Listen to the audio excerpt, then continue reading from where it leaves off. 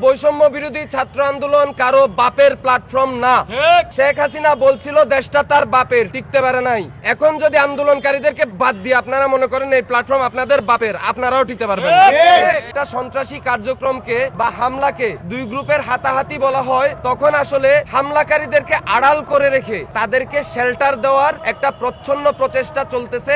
জুলাই অভ্যুত্থানে যারা যারা আমরা অংশগ্রহণ করেছিলাম তাদের এই ঘটনাগুলো জানা দরকার। প্রথমত, গতকাল সকাল থেকে ডেমরাতে যে হামলার ঘটনা ঘটেছিল সেটাকে যাত্রাবাড়ির বৈষম্য বিরোধী আন্দোলনের দুই গ্রুপের হাতাহাতি বলে প্রচার করা হচ্ছে, কিন্তু এইটা কোনো হাতাহাতির ঘটনা ছিল না। এটা ছিল পূর্বশত্রুতার জের ধরেই একপাক্ষিক হামলা, এবং সেই হামলায় আহত নাইম হাফিজ প্রীতু ভাই আজকে এখানে উপস্থিত আছেন। যখন এই ধরনের একটা সন্ত্রাসী কার্যক্রমকে বা হামলাকে দুই গ্রুপের হাতাহাতি বলা হয়, তখন আসলে হামলাকারীদেরকে আড়াল করে রেখে তাদেরকে শেল্টার দেওয়ার একটা প্রচ্ছন্ন প্রচেষ্টা চলতেছে, যেটা আমরা অনুধাবন করতে পারছি। এবং গত পরশু যারা ডেমরাতে প্রীতু ভাই, বাদশা ভাই সহ বাকিদের উপর হামলা করেছিল, গতকালকে যখন বৈষম্য বিরোধী ছাত্র আন্দোলনের কেন্দ্রীয় কার্যালয়ে দ্বিতীয় দফা হামলা চালানো হয়, তখন সমন্বয়কদের উপস্থিতিতে ওই লোকগুলো দ্বিতীয়বারের মতো গতকালকেও হলো আমাদের সদস্যদের গায়ে হাত দিছে। বৈষম্য বিরোধী ছাত্র আন্দোলন কারো বাপের প্ল্যাটফর্ম না।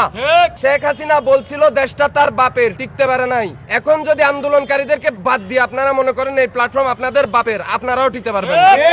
সকল রাজনৈতিক মতাদর্শের, সকল ধর্মীয় বিশ্বাসের, সকল সামাজিক বাস্তবতার ঊর্ধ্বে গিয়ে আমরা ন্যায্যতার ভিত্তিতে সন্ত্রাসের বিরুদ্ধে দাঁড়াবো বলে, ফ্যাসিবাদের বিরুদ্ধে দাঁড়াবো বলে, অন্যায়ের বিরুদ্ধে দাঁড়াবো বলে একটা ন্যায্যতার ভিত্তিতে কমন প্ল্যাটফর্মে এসেছিলাম, যেটার নাম ছিল বৈষম্য বিরোধী ছাত্র আন্দোলন। এইখানে যদি তাদের কেন্দ্রীয় কার্যালয়ে যাওয়ার পর আমাদেরকে জিজ্ঞেস করা হয় যে আপনারা কোনো রাজনৈতিক দল থেকে বিলং করেন কিনা, এবং দুইজন আমাদের সাথে থাকা দুইজন, একজন বোন এবং একজন ভাই, যখন নিজেরাই হাত তুলে জানান যে ভাইয়া আমরা গণ অধিকার পরিষদের রাজনীতির সাথে সংযুক্ত, তখন যখন তাদেরকে আলাদা রুমে নিয়ে গিয়ে হামলা করা হয়, তাদেরকে রাজনৈতিক ট্যাগিং দিয়ে হামলা করা হয়, আমরা মনে করি এখানে জুলাই অভ্যুত্থানের যেই স্পিরিট, যে স্বপ্ন, সেই স্বপ্নের উপর আঘাত করা হয়। কারণ জুলাই অভ্যুত্থানে যারা সমন্বয়ক তাদের ভূমিকা ছিল, তেমনি গণ অধিকার পরিষদেরও ভূমিকা ছিল, তেমনি বাম ছাত্র সংগঠনগুলোরও ভূমিকা ছিল, তেমনি বিএনপি, জামাত সহ বাংলাদেশের যতগুলো ফ্যাসিবাদ বিরোধী রাজনৈতিক শক্তি আছে প্রত্যেকের এখানে ভূমিকা ছিল।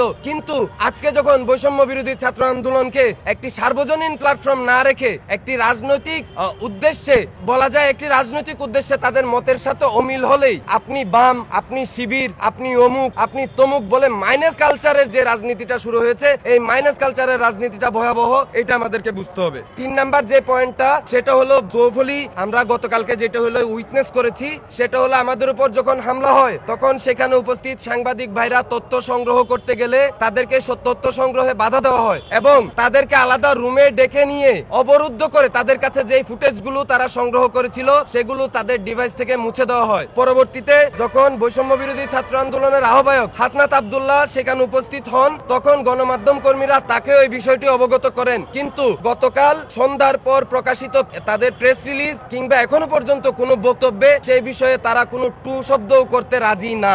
এভাবে যে আওয়ামী লীগ, যে ছাত্রলীগ গণমাধ্যমের গলা টিপে ধরতো, তাদের নেগেটিভের বাইরে কোনো তথ্য প্রচার করতে দিত না, এখন কি বৈষম্য বিরোধী ছাত্র আন্দোলন আওয়ামী লীগের, ছাত্রলীগের অনুপস্থিতিতে তারা কি ওই জায়গাটা রিপ্লেস করতে চায় কিনা, এই জায়গাটা তাদেরকে পরিষ্কার করতে হবে।